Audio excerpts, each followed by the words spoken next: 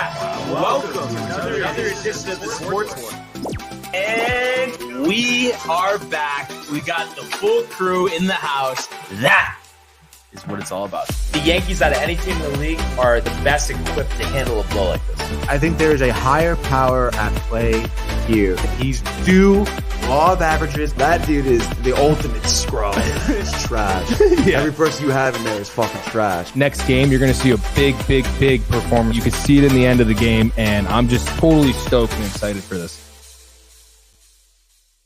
We are back. Welcome to another edition of the Sports Port.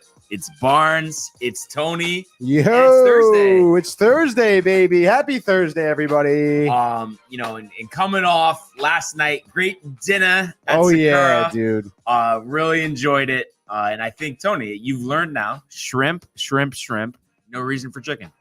All day long shrimp. I went with the chicken. Anna almost went with the chicken, and I was like, no. You can't do it. Don't do it. You Don't just do it. can't You got to do go it. shrimp. But was just absolutely outstanding. One thing I would recommend to the bartender back there, though, Michael had it, not me, but Oh, boy. put the Baileys in the espresso martini. There's no reason to go strong. And I know, Tony, you were just mentioning you've had it without Baileys before, but I don't know. I just feel like I'm having a drink, not having a coffee. I want it to be, taste pretty sweet, no? Yeah, I would agree with that, too. Like I said, some places have done it pretty well without the Baileys, but I mean, I think for their sake, yeah, a little sweetness definitely would improve the espresso martini. And it's just crazy. Other than the chicken, I mean, they're so on top of everything. It's just surprising that, that one would fall through the cracks. But maybe, you think about it more and more. Hibachi, Japanese type of sushi restaurant, I guess the espresso martini, wouldn't be their signature it's like the drink. chicken, dude. Just like the chicken, Right, exactly. But the Mai Tai, the sake, the Sapporo, it's just in a bottle, but it's so good. dude. I had like 4 of them, bro. Yeah. It was so, and they serve it to you in that little glass too, so it's like a mind trick. It is, because you can just slam that little glass full, and then all of a sudden you're like 4 beers deep, and then I need another one. and then up. But literally, so much better than Bud Light. It's not even funny. Oh, dude, it's so delicious, So crisp. Oh, refreshing. So, of course, that was a great time. And enjoyed before that, the Little Goose first time. That's an espresso martini. Oh, that was your first time. Have you had an espresso martini there? From there? No, I've not had espresso martinis. I don't think so. We went there a few times, but it was back when we weren't on the espresso martinis yet. So okay, but now it's all about the espresso martinis. Let's see how many times we can say espresso martinis this episode. But they were outstanding. So, standing O to them, of course. And, of course, the dinner at Sakura, like I said, outstanding. And just a bit of news here. So kind of came out yesterday after, we were on the air. So it looks like, I guess, today officially they're lifting that private sector mandate regarding the vaccine. So obviously this affects not only the Brooklyn Nets with Kyrie Irving, but the Mets and the Yankees. And there's kind of rumors going around about how this got done. Originally, Yankee team president Randy Levine had spoke about how he's working with City Hall on this. But then today I was listening to radio, and I don't know if they were just kidding or not, but there's, I guess, some rumors going around that Uncle Stevie Cohen, I guess, made some type of donation. Oh, yeah, I don't know. I don't know if they're just like messing around. Yeah, but they gotta be messing around. No way. I wouldn't be surprised. I mean, he's definitely has some influence. Obviously, you can't take bribes, but maybe you do this for me, I do that for you, this, that. But obviously, great news. And I had a feeling, that would get taken care of. But it's just like with the lockout, we figured it was going to happen, but we didn't know when. The uncertainty is a killer. And obviously the thought of Aaron Judge or Anthony Rizzo not being able to play at home. I mean, that's just ridiculous, especially outside. So it's nice that we don't have to worry about that, anymore. And then actually on the field last night, it was nice to see, like I had said yesterday, Yankees haven't got off to the best start in spring training. Of course, spring training about getting guys out there, just getting reps. Doesn't matter about wins and losses. But they were playing the Baltimore Orioles 7-1 yesterday, and a lot to like from this game. Like I said, you want to see guys get reps, and really the first thing that stood out for me was a guy who struggled mightily last year. Used to be the blue chip pitcher in the Yankee farm system, Deivi Garcia. Oh boy, they had refused to include him in a trade for Manny Machado a couple years ago. Last year, I think he really bottomed out. I want to say, he was between double and triple A, ERAs in the 6, no command. Fastball was only hit 92. Last night, 95, 96. 2 scoreless innings, 1 hit, 1 K. So that you love to see that. And you'll take at this point, especially as terrible as last year ended, you will take anything you can get out of Deivi Garcia. If that means, a long relief role, a middle relief role, or possibly filling in as a starting pitcher. I mean, of course, we'd love to see that, but we'll take one step at a time there. One guy who I think will definitely get a good amount of starts this year is Luis Gil. Last night, 2 innings, 1 hit, 1 walk, 2 Ks. Obviously, the important thing for him is, we know he has the stuff. He's got the power fastball. He's got the curveball, but the command was an issue last year. So 1 walk over 2 innings, that's pretty good. So we'll take that, of course. And I just am really excited about him, because it's funny. Like I said, Deivi a few years ago, he was kind of the hyped guy. Then it was Clark Schmidt, but he missed a lot of time last year and didn't really do much in the opportunities that he got. And then Gil, had some impressive moments as well. So it's just like you want to see these guys really, get their opportunities and take advantage of them because, we haven't really done a good job other than Luis Severino, who obviously, hasn't really pitched that much the last 3 years of developing homegrown starters. Obviously that's the goal. So hopefully we get something out of them. And then you really look at the rest of the pitching staff. I mean, they only gave up 1 run. Wandy Peralta, did give up an RBI to actually Rugi Odor, the former Yankee who's now on the Orioles. But other than that, I mean, they were perfect. Clay Holmes, a nice clean inning. And everybody kind of forgets about Clay Holmes. And when they got him last year, there was a lot of pushback. His numbers are going to be good on the Pirates. Why are we getting him? But he was amazing last year. So looking forward to having him back in the pen, as well as Lucas Licky, who had a scoreless inning as well. And he took like 5 or 6 years off from the major leagues, overseas, minors, independent leagues. So he was huge for the Yankees last year as well. Chad Green got in there too. So really, Chad Green, I feel like we're really at a turning point here. He's in the past, he's had some very strong seasons for the Yankees, but the last couple of years really has given up the home run ball despite having a manageable ERA. So I think this year is huge just in terms of, keeping him. This could be Chapman's last year in pinstripes. So maybe, he slides into the closer role. You have Loaizaga. So there's just a lot kind of to be determined there. But I really like this Yankee bullpen, and especially, we're not even thinking about the young guys that can contribute. So those are all positive signs. And then you take a look at the offense. And of course, like I said, you're going against the Orioles. You're going against guys on the Orioles that might not even make the major league rosters. You can only imagine how bad they are. But yet, as we saw last year, it wasn't a walk in the park facing the Orioles. So it's nice to get 7 runs. And when you look at how you got those 7 runs, a home run from Stanton, you love to see that, an absolute bomb. And then DJ LeMahieu going opposite field. There was a lot of talk last year about how he wasn't healthy. So to see him going opposite field after getting a couple hits last game, you love to see that. He's the engine that makes this Yankee offense go. And of course, there's a lot of power hitters, but you need LeMahieu at the top of the lineup, setting the table. I know they've experimented with Rizzo leading off, but I think with DJ healthy, you want him leading off. Because I just think when he's right, he's getting on base, and then that sets up for Judge, for Stanton, for Rizzo, for Donaldson to put one out and get a couple runs with one swing of the bat. And then Gleyber Torres, he's had a really good start. I think going into this game, he was 4 for 6 so far in the spring, and he gets a home run yesterday, 2 for 3. So I guess that would make him 6 for 9 this year, nice. which is a really good start and really a bounce back candidate. And then you had Kiner Falefa with 2 hits too. He's made some nice plays in the field as well.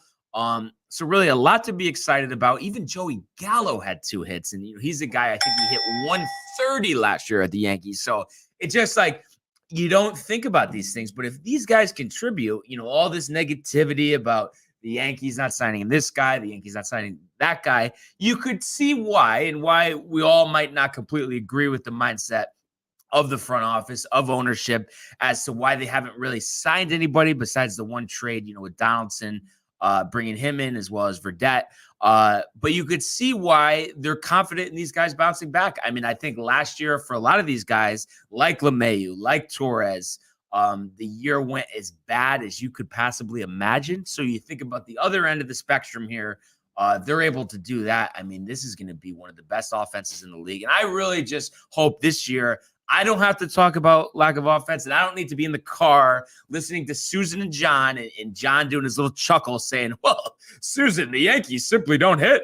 And it's just like, you don't understand how many times I had to hear that last year. It was painful. I hope to never have to hear that again. So all things considered, great win yesterday. Obviously, keep the ball rolling as we get close to the start of the regular season on April 7th. One question mark is going to be the catcher position. We know, obviously, Higgy will be on the opening day roster. And then Ben Rortvedt, they just announced yesterday, with that oblique injury, has resumed throwing at a distance of 90 feet. So also begin swinging a bat soon as well. So there's a decent shot he'll be ready for opening day. That would be great. Otherwise, you got to have Rob Brantley or a veteran possibly come in.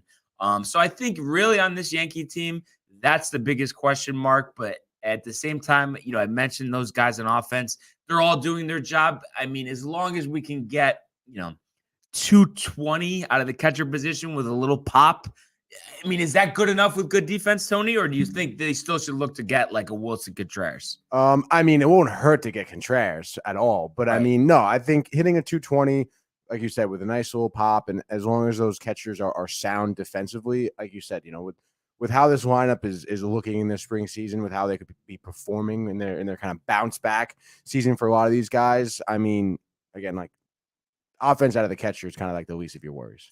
Put on your Houdini right now. If you had to predict bigger bounce back season this season, DJ LeMahieu or Gleyber Torres? Gleyber Torres. Houdini. How big though are we talking? Like in the best case scenario? Best case scenario? Yeah. Give me batting average.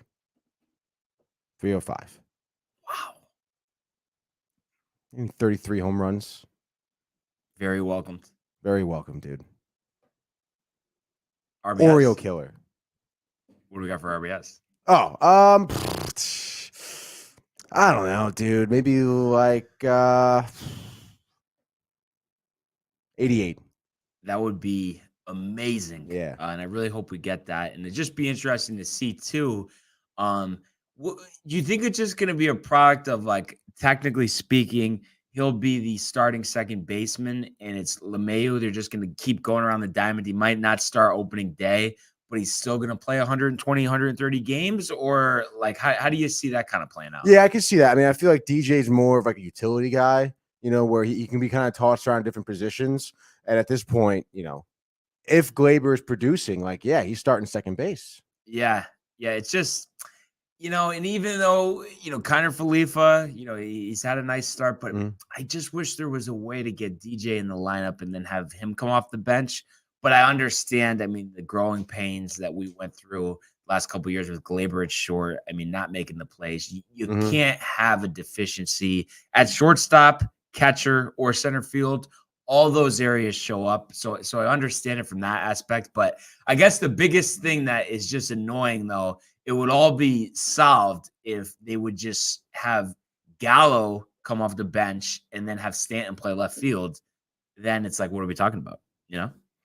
Yeah, I guess Donaldson could just DH. Yeah, but I know they're not going to do that. They're not going to do that, dude. No way. But I think they like resting people, and obviously, of course, as much as we don't want it to happen, there are going to be injuries. So you're going to need guys to step in. So I think plenty of at bats, for everybody to go around. So it'll be interesting to see just how that plays out. We did say the Mets off yesterday, but they are back in action tonight. It looks like in Miami. Port St. Louis against Miami, who just signed, world champion Jorge Soler to a 3-year deal. Yeah, dude. So they bring him into the fold. And I mean, you look at the Mets here. 2-2 so far in the spring. Mhm. I mean, what are you? Anything particular? I know we don't have much time in terms of before the regular season starts, but just stuff you want to see, out of them before the regular season starts. Yeah, dude. I mean, talk about you hearing lack of offense. That was a term I've heard a lot last season, and many seasons before that. I mean, dude, the biggest thing to improve on is to kind of capitalize when you have runners in scoring position. I think they were one of the last teams in the league in terms of bringing those runners in when they're in scoring position. You want to see some good at bats from Lindor, from Smith, from McNeil. A lot of these guys who you didn't see many consistently good at bats from last season. Obviously, our pitching so far spring season, very happy. It's been looking really good, and like I said, dude, just improving that offense, man, it's gonna be huge. Are you more confident in the bullpen with the loss of Aaron Loop or the offense? Oh, wow, dude. I got to go bullpen on that one. Yeah. You're just scarred from last season. Yeah. Who's your leadoff hitter? Who's your cleanup hitter? You got to go Nimmo to lead off. Nimmo to lead you off. You really have to. And I guess your cleanup. I guess Alonso. I mean, yeah. And then Lindor in the 2-hole? Lindor in the 2-hole. So who's your 3 hitter? I guess you can throw McNeil in there. Wow, McNeil at 3, huh? Yeah, dude. Yeah. I if he bounces back, I mean, that'll obviously be great. You get a couple guys on, he drives them in because we know he could be a high average guy. So, right. Be interested to see how, they construct the lineup. And then for catcher, are they running it back with McCann and Nito or? Oh, yeah. Okay. Yeah. A timeshare, or do you think it's like a 60-40 situation? Probably 60-40 in favor of McCann. What's your best case for McCann? I'd like to see him best case. I mean, realistically, batting like 275. 275. Yeah, I would, dude. He really should be, honestly. So batting like 275. Maybe not too many home runs this season. Maybe like 18 or 20. I mean, that's pretty good for a no, catcher. it's really good, exactly. But I mean, for him, especially what you thought he was going to come in with. But I want to see him capitalize again, just hitting a lot of doubles, just hitting where the defense ain't, getting those holes up the middle, dude. Just getting those consistent at bats, consistently getting on base, dude, not striking out. Because he struck out a lot last season. Yeah, dude, he needs some confidence at the plate. I mean, his defense really isn't in much question. I mean, he was, I think he let up one of the I want to say he was probably at least top 5 catchers in terms of picking people off for stealing second base. I mean, almost no one stole on him, dude. So his defense isn't really in question. It's sound. It's, again, dude, like a Mets all around, dude. It's just offense. Offense has to improve. What are the chances that either Francisco Alvarez, Ronnie Marcio, or Brett Batty, becomes one of them become an everyday player for the Mets this season? I would say Ronnie's probably he's one of the top prospects right now in the minors. I would say it's honestly kind of high for him, especially if players on the team aren't like McCann, whatever. If they're not producing, dude, they're gonna bring these guys up. But like, where would he go? Would he be a third baseman? Because I don't think they want to move Lindor off a short, right? No. I mean, I guess you could put him at third base. Is probably the biggest one of the bigger question marks. In terms of who's playing third base exactly and how well they're going to be doing there. So, obviously, third base is the hot corner. It's pretty important. So, if he's producing like he did last season in the minors, dude, they're going to bring him up. Does he have power or is he an average guy? He's an average guy. Okay. But like steals bases as well, or? He's pretty quick, dude. I wouldn't say that's one of his strong suits is stealing. Mm-hmm. But I mean, if the opportunity's there, he'll take it. Yeah. He's an aggressive base runner. And just looking at their top prospect list here, surprised, because the Mets obviously have always been known, for their pitching. And I'm looking at, I think the top 8, and I'm only seeing one pitcher, Matt Allan. I don't know if that's because of some of the trades they've made the last couple of years, but have you heard about any starter, potentially coming up, or it's really just dealing with McGill and Peterson for now? I can't really see Matt Allan coming up. We did trade away one of our better pitching prospects.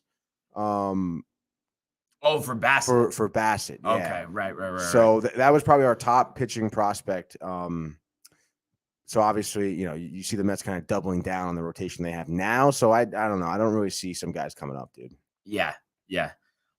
So be interesting to see, though. Really can't wait to get this baseball season going. And as we inch closer to the 7th, we'll keep an eye on everything, and anything interesting that comes up, we'll definitely keep everyone posted. And really, it's funny because the NFL, I mean, it's like day in, day out. There's been just some big story. For now, today, we don't have any huge stories after the Tyreek Hill situation yesterday. But I did see on here, I don't know if you saw this, but Odell Beckham has announced that he's open to returning to the Browns. I mean, I understand, Watson will be the quarterback, Baker will be out. He doesn't have to worry about the videos, but is that insane? Yeah, dude, that's totally insane. And also, it's like, Watson's going to be suspended for a little bit, dude. Right. So, if they keep Baker, I mean. But I guess what I heard, I was listening to Shine on Sports, Channel 82, Mad Dog Sports Radio. And I guess Adam Shine was alluding to the fact that they're trying so hard to trade Baker. They can't even get a 7th round draft pick for him. Come on. He was the number 1 overall draft pick, 4 years ago? Yeah.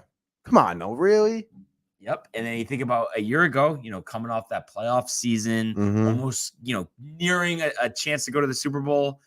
And then here we are. No one even wants him. I think the league is definitely, undervaluing. And then also they're saying it's such a double standard how everyone was so hot on Watson, but everybody's kind of looking at Baker like he's a problem. And it's like, when you compare the two things, I mean, I don't think they really line up. Or do you think that that's just an excuse, but really the main reason is they just think ability-wise, he just doesn't have what it takes to elevate a team? Oh, yeah. It comes down to ability, especially when you think of Watson's ability. I mean, right. Obviously way higher than Baker Mayfield's. But, I mean, again, if Watson's suspended for some games, they're going to be starting Baker, no?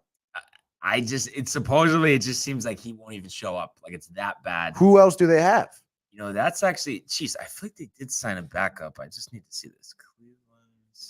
Cleveland's. I gotta see this. Cleveland Brown quarterbacks. Oh, they got Jacoby Brissett. Okay. So yeah, they don't need Baker. Brissett, not to say that he's lightning in a bottle, but I mean, he's a pretty good backup. So I think they'll be fine with him. But just kind of a situation to monitor. And then we didn't really talk about it that much yesterday. I'm just curious, looking in that Houdini crystal ball here, Tyreek Hill this year, let's say Tua, whole season at quarterback. What are you forecasting their best case scenario for Tyreek Hill, numbers wise? Oh my gosh, dude. On the season, let's see, dude. I want 20 touchdowns, dude. 20 touchdowns, bro. At least let's go averaging 1.5 a game. What? Honestly, I mean, 20 touchdowns. Does that include lining up in the backfield, getting the old shovel pass, the end around? I mean, that's so crazy. That would be something if he gets 20 touchdowns. I mean, do you think the yardage will be there? I mean, he's been a 1,200 yard, a 1,400 yard. I mean, do you think he's gonna? Yeah, I would say it would stay consistent with what he's kind of been running. Of course, I mean, come on, dude. But I'm just really questioning this fit though, just because of the noodle arm tendencies of Tua Tagovailoa. It's just his thing has always been the deep ball. I mean, can he hit him? I think so, dude. Tua's going to step up. I guess time will tell. Yeah. And it was funny too. I was listening to Dave and Rick this morning, and Dave was getting so tight because people keep calling in, including the famous Ira from Staten Island. Yeah. I'm sure, obviously, you're very familiar with him. And he was doing the whole, it was good that we were in the conversation. Our general manager showing us that he's trying to do something. He's like, and Dave's just flipping out. What does that mean? What's good about that? What? You're telling you're better off without Tyreek Hill? Just flipping out. And, I thought that was funny. But the one thing I will agree with, I mean, they had one of the worst defenses in NFL history last year. So having, all these draft picks and kind of, working from within at the wide receiver position, drafting someone, probably going to be better off doing that. I mean, those two picks, I think it's 35 and 38 in the second round. Those are going to be valuable picks. So you think about, 4, 10, 35, and 38. I mean, you could get 4 starters right there. And especially if you get a Pro Bowler out of 2 of those guys, Right. I mean, you're going to be pretty happy. So despite the disappointment initially, I think it might be possibly a blessing in disguise. Oh, dude. Yeah. I mean, again, like you think about it, Salah's a obviously defensive guy, right? And last season you saw everyone run up the middle. The defense, the secondaries were just asleep. I feel like on every play, dude. There were some games where it was just like they were just giving them the ball, giving them touchdowns. Defense was looking so sloppy. I'm not sure like what type of defensive prospects, like how heavy it is in the draft this year. But I mean, yeah, like use those picks to pick up some defense, dude. Yeah. No, I mean, you're definitely right there. So can't wait for the draft, almost a month away. So we'll see what happens. Wow, that's right. Yeah. And next topic here before we get to the National Hockey League. The return of March Madness, Sweet 16 starts tonight. We got 4 games, Tony. So figure I'll run them down and we'll just pick them, see what our thoughts are. And the first game tips off 7:09 on CBS, and we have number 1 seed Gonzaga, coming into this one 28-3, facing off against the 4 seed Arkansas here. Gonzaga getting a lot of love right now, 9.5-point favorites here, and we know the machine that Chet Holmgren is. Not to mention the fact that they still have Drew Timme, who's a veteran, been on these Gonzaga teams that have made the deep runs. So I'm gonna say here, I so hard to pick against Gonzaga. I just can't do it. I'm gonna say they win this one 80-68. I think maybe it's close at halftime and then they pull away. Really, they're just too dang good. Wow, I would think it'd be a little closer than that, dude. I mean, I'm gonna agree with Gonzaga. Obviously, I mean, you've seen them maybe fumble some games like this in big spots. But I mean, listen, they made it to the finals last season, right? Mm-hmm. And 2 years ago as well. And 2 years ago as well. Right now, dude, I can't really see Arkansas beating them. I think it'll be a little closer. I give them like 77-72. Something like that. Yeah, classic game, dude. Holmgren, would you say 20 points, 15 boards, 5 blocks? 15 boards. He's a machine, dude. Have you seen him? Maybe like 20, 10, and 5. All right, we'll take it. Next game tipping off 7:29 Eastern, TBS. This one from San Antonio. Gonzaga will be playing in San Francisco, home of the Warriors. We have the 11th seed, the Cinderella story, Michigan Wolverines, also known as the Fighting Juwan Howards, coming to this one, facing off against the 2 seed Villanova, 28-7. Villanova 5-point favorites. Wow. Total set at 135, and also this is AT&T Center, so that's the home of the Spurs. So I'm gonna say, lay it down, Barnes. We're getting the upset here. Michigan is inspired. Great win against Rick Barnes in Tennessee last game. And me and Michael called it from the start. That whole situation just created this run, and not even Villanova, who's had a great season, won the Big East tournament, is not going to stop them. I'm going to say Michigan 60, Villanova 57 in an instant classic.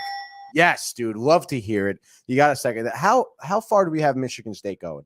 So I believe we had them going actually to like this next round, the Elite Eight, and then not making the Final Four, but pretty close to kind of what we saw. Stick with it, dude. Let's stick with it. Did we have them playing Villanova? I really think we did. Actually. I think we did too. Yeah. I imagine we had Villanova going pretty far. I think it's so funny. I forgot I even had brackets out there. I think one of mine that I did personally wasn't too bad, but I'm sure we must be in the 10 percentile with UConn winning the championship. Oh gosh. So yeah, we're at the 15 percentile, but I do have a bracket with Villanova in the 87th percentile. So you never know what'll happen there, but just looking at our bracket, so we had Loyola Chicago against Michigan. So, and then Michigan, I guess, losing to Arizona in the next round. So somewhat there with it. Now, do you think this is a close one? It's a classic or no? It's a classic. Yeah, dude. I mean, I feel like these upsets typically are instant classics, so I would say it's a close one. What'd you say? 67, 65? Something like that? 60 to 57. 60, 57.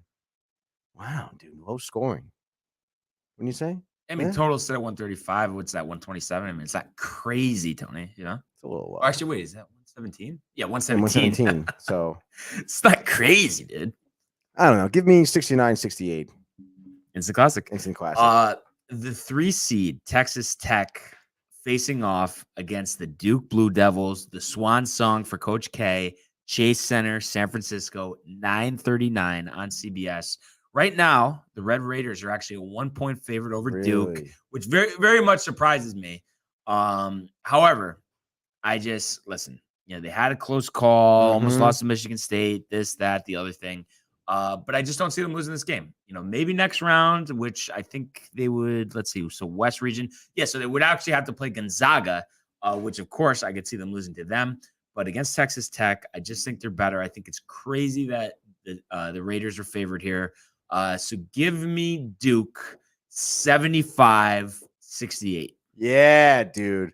I mean, yeah, second that. No instant classic here. Give me Duke decisively, leading from the start, never letting up, foot on the pedal, dude. Give me that same 77 to, what'd you say, 77? What? 68. 68. Give me 77-63. Let's go, dude. Last game of the night, 9:59 on TBS, AT&T Center, San Antonio, place that I've been before. 9:59, people. The 5 seed, the Houston Cougars, 31-5, going against the number 1 Arizona Wildcats, 33-3. Line set at 1.5, favoring Arizona. Houston, I mean, what a run, especially I think they're from the beginning of the year, they're down 3 starters. Kelvin Sampson has done a great job after, returning to the college game after getting booted out for some violations at Indiana back in the day. So he's really stabilized that program. However, I mean, we've seen how well Arizona's played. And I know, last game, TCU stepped down in competition, took them to overtime. Does not matter. 1.5 is insane. So give me Arizona here, 80-68. And I think, 10 minutes ago, maybe 2-possession game, and then it just all falls apart there for the Houston Cougars. Really, dude? Give me Houston tonight. Wow. 9:59, huh, dude? Give me Houston. I would say instant classic. Give me 63-61. Okay. Houston. Let's go. Wow. So, needless to say, Tony, I mean, you look at this. I mean, we really have all, lower seats here other than 11 Michigan, but we know the run they're on. So a lot of quality teams, a lot of good players. I'm sure a lot of future NBA players. So really looking forward to tonight. I think we'll see, a lot of quality basketball. Oh, yeah. We'll recap it tomorrow, as well as get into the other half of the Sweet 16 as well. But for now, it's time to go to the world of the National Hockey League.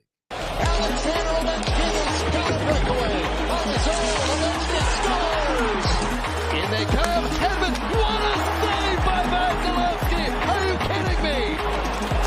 McAvoy, Frederick, did you get the license plate number on that truck? McDavid, you just knew that Connor McDavid was going to make a statement. What a goal. The time has come to Yeah. I feel like that Law and Order soundbite was perfect. Yeah. So yesterday, disappointing on my end, 0-2. Tony goes 1-1. Pulls ahead in the pick segment by one game with our deadline looming tomorrow. So I am 31-28.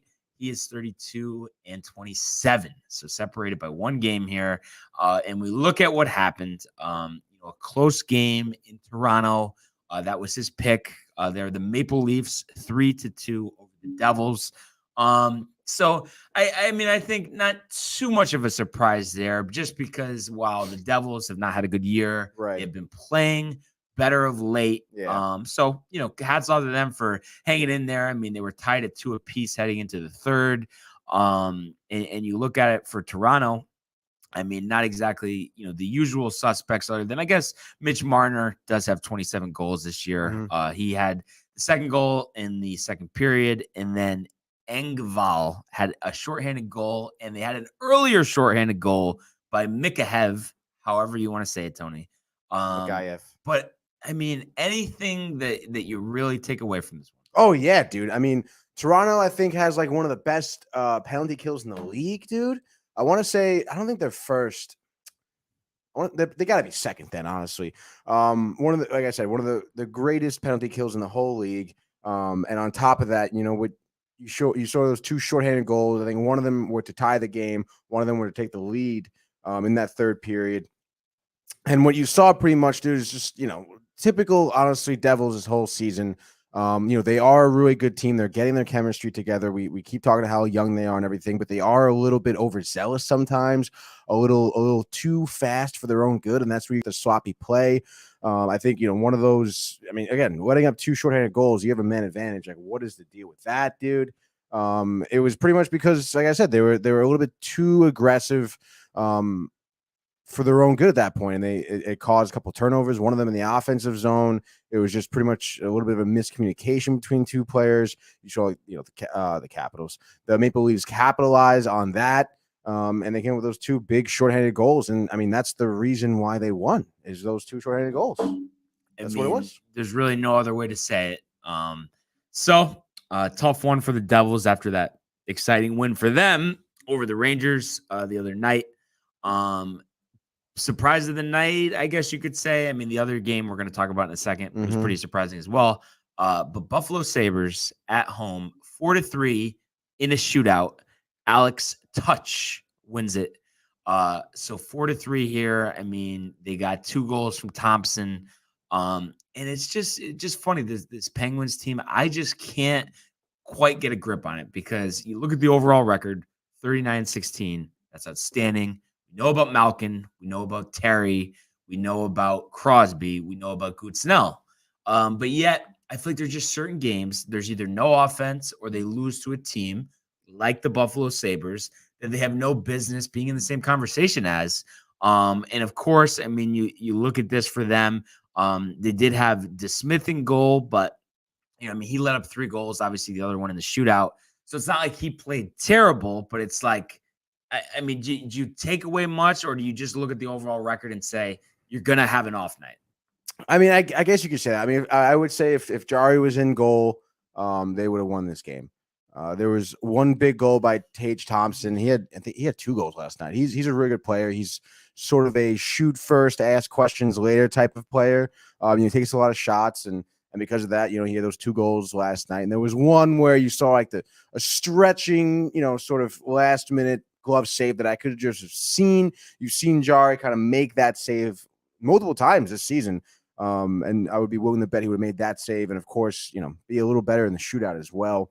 But you got to hand it to Buffalo. They did a really good job in terms of their forecheck. They were really aggressive in the offensive zone. They were able to get bodies behind the net to kind of draw in those Pittsburgh defenders, and then there was a man open for Buffalo in front of the net quite a few times. So, good job on them for capitalizing with that. Yeah, and I feel like for, being looked at as one of the weaker teams in the National Hockey League, at this point to be 23-33 with 8 losses in overtime, I think that shows that they're really putting forth their best effort every night. Yeah, no, they really are, dude.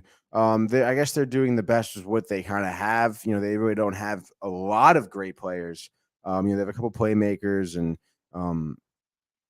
that's pretty much it for Buffalo, dude. Yeah. Obviously future assets, right. In the trade with Vegas for Eichel.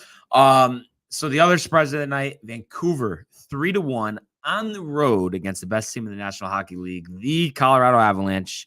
And they did have their goalie in net, Kumper. He had 24 out of 26, but just no offense. You look at Halak.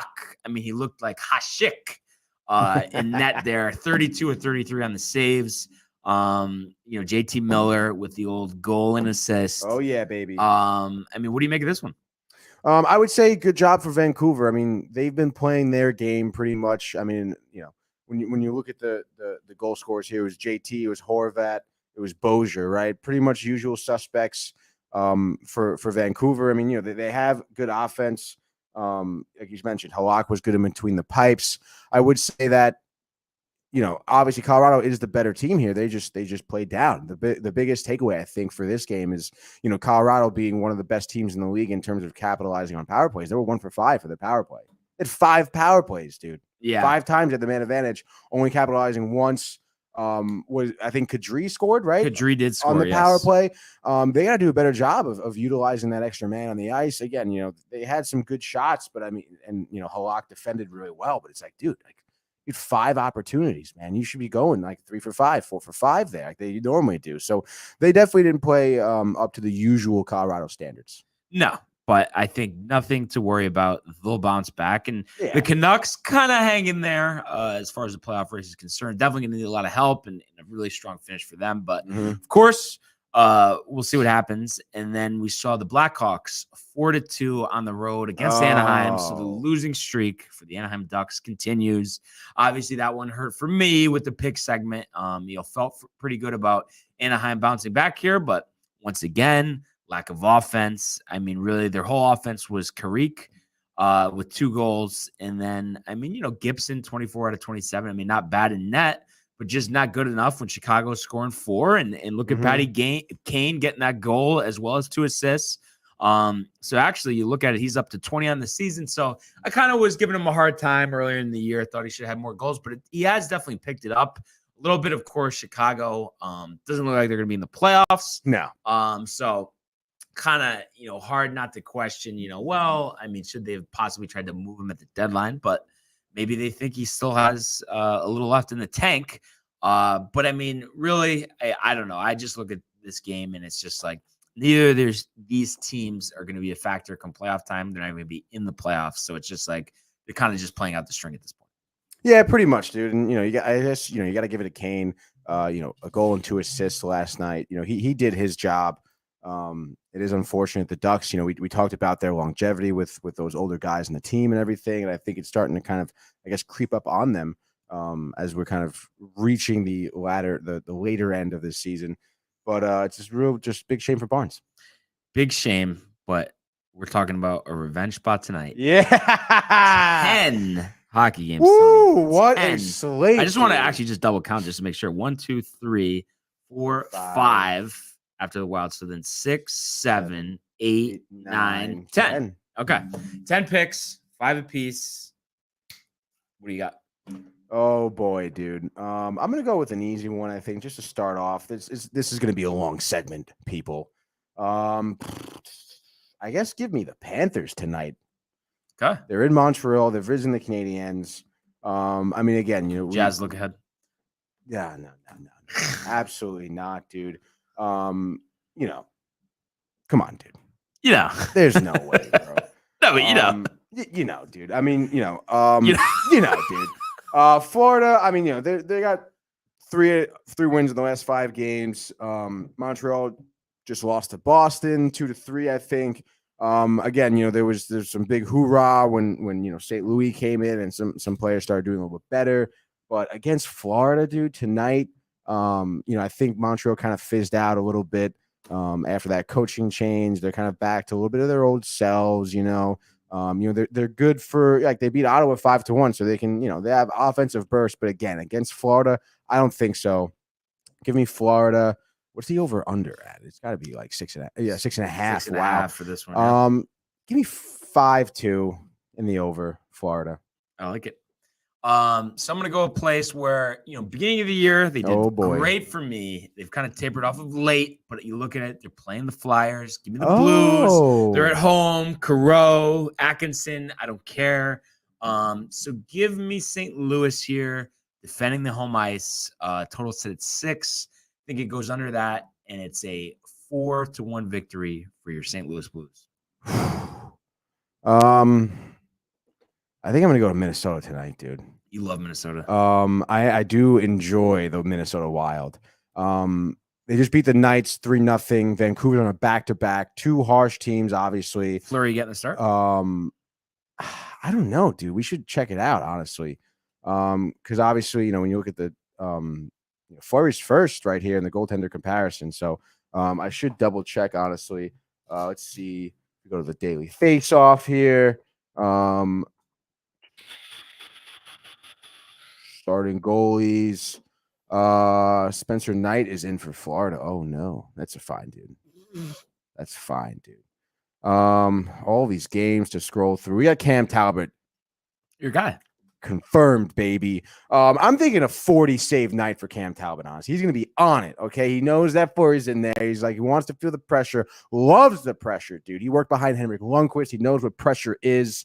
Give me the Wild in a shutout, 3-0. Canucks back to back. Hell yeah, A dude. little winded. Love it. I'm going Edmonton. Tight at the Sharks. Really? I think they're frauds, and Myers great, sure, but I don't care. I'm gonna say Edmonton. I like what Kane's done. I of course the strong seasons by Draisaitl, by McDavid. I think they're tight. I think despite 11 over 500, sure. Mm-hmm. But I just think that they're ready. They're ready to go here. They want to be in the playoffs, certainly. So give me the Oilers 6-3. And you're gonna see the old hat trick from Evander Kane. Oh, all right. I'm gonna pull a Barnes move here. I think I'm gonna go Nashville tonight. Wow. They're in Vegas, Golden Knights, getting shut out back-to-back games, struggling to generate any type of offense. Of course, the Predators doing pretty well. I think they scored like 5 goals in. Oh, never mind. They lost to LA, but nevertheless, dude, give me Nashville on the road in Vegas, 10:00 tonight. I'll give Vegas 2 goals, so I'll say Nashville wins 3-2 regulation. Love it.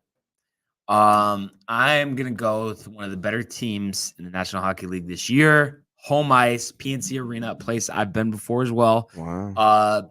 Give me the Carolina Hurricanes 5-4 with the game-winning goal. Aho, sure. Sebastian Aho. With 25 seconds left in regulation. Oh, wow. The game dude. winner over Dallas. Let's fucking go there. All right, dude. We're going to go to New York tonight. It's the Islanders playing your Detroit Red Wings. Detroit, I don't know, dude. So give me the Islanders tonight. Give me 3-1. I'm thinking Detroit, maybe not a lot of offense. Dylan Larkin, I feel like, hasn't shown up for a couple games. I think he had a couple assists maybe the past couple of games. But regardless, dude, I feel like he hasn't really been scoring as many goals as he did in the beginning of the season. Of course, the Islanders, we talked about them. They have the capabilities of so many talented players in the team to just overwhelm really anyone if they have it that night. Of course, they've been kind of inconsistent this season, but I feel like tonight against Detroit, give me the Islanders. All right. So I don't usually take too many dogs, but they're barking tonight in Canada, in Winnipeg, as the Ottawa Senators will defeat the Winnipeg Jets 2-1. Takuk will have both goals, including the game winner with a minute left. The Ottawa Senators pull it on the road. Wow, dude. Who is that? What was that player named?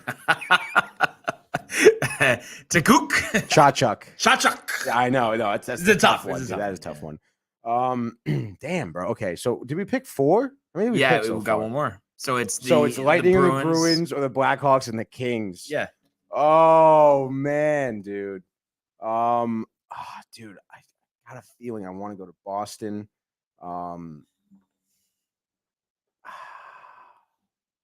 I think Swayman is in net for the Bruins tonight. He's pretty good, dude. He's 18-8 in the season. He has 3 shutouts, averages just a little bit over 2 goals against a game. Give me the Bruins tonight. Marchand coming off a 2-goal game. I know this is gonna be a tough one. I'm actually surprised that Boston is favorited, to be honest. I guess maybe because home ice, TD Bank, Lightning kind of Lightning lately. A little sloppy as of late, dude. Yeah, give me the Bruins 3-1. Bruins 3-1, which leaves you at home. Leaves me the Kings and the Blackhawks going off the back-to-back. Holy shit, dude! Can't take the Blackhawks. So give me Kopitar and quick. Give me the Kings 2-0. Quick shutout. Looking like he's 10 years younger. Kopitar, both goals. Your Los Angeles Kings victorious against the Chicago Blackhawks. And that is our pick segment. That 5 is crazy, apiece. dude. A lot on the Let's line. run down. What picks do you have here? I have the Blues, Right. the Oilers, the Hurricanes, the Senators, and the Kings. And you, my friend, have the Panthers, the Wild, the Predators, the Islanders, and the Bruins. As deadline day looms, Tony, this could be crazy tonight. What are you expecting for yourself out of the 5? Wow, dude, what am I expecting? I'm expecting to go 4 for 5, dude. All right, I'm gonna say I go 5-0. I hope not, because then it would be tied, Barnes. Okay, because it would be fucking tied. No, I didn't say you were going 4-1. I just said I'm going 5-0. Yeah. We'll give you 3-2. Sure. So that give me a lead. The 1 game swing. The 1 game swing. But I'm excited. Dude, what a crazy night to end it on. 10 game slot. Yeah. But the Oh thing my is, too, it's God. technically not ending it. I know, on it because technically, I next know, I week. know. But I mean, it's kind of gonna position ourselves here. So Yeah. I can't wait. It's gonna be fun. Tons of games to watch between NBA, NHL, NCAA. Maybe even a little match play over in Austin, Texas. Other than that, though, anything else on the tip of your tongue? I don't think so, dude. Yeah, I mean, what What more else, dude? could there be? Colony night? You going to Colony? I would love to, honestly, dude. I really would. I could house 2 pieces right now. 2 pizzas. Yeah, that's easily. big. That is big. I was just Oh, scrolling the old Twitter, but I don't see anything really else, of consequence. I mean, really 2 big free agents out there, Bobby Wagner, Tyrann Mathieu, haven't picked their respective teams. A lot of talk about Bobby Wagner, the former Legion of Boom member on the Seahawks. oh yeah. Going That's to the right. Rams would make sense, with the way they've been operating lately, going after those veterans, trying to just take advantage of the situation right now. We'll see, though. Time will tell. But of course, I'd like to thank everyone for tuning in and continuing to comment, like, and subscribe, getting that merch at downtimetv.com, checking out the old archives, Yeah. Salem, basketball, a minor league baseball game, shorts. I mean, what else could you need to know? Dude, talk about Check it all out. basketball. Overdue. So overdue. I would say we got to give it a month. Within a month, we got to get a game Yeah, scheduled. springtime. I mean, outdoor 1, 2 again. We'll go outdoor. Yeah. Yeah. Ready to bring it. Although I did It's like been too Wakeman. long. Wakeman was fun. Yeah, Wakeman was a lot of Maybe fun. we'll get one there as well. Maybe some 2-on-2 action as well. Get Renee Ooh, camera. Yes. It'll be good. So look out for that. Everyone enjoy their day. Enjoy the games. We'll see you mañana.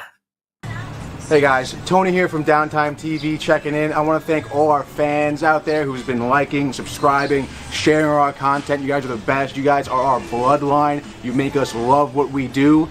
Thanks again.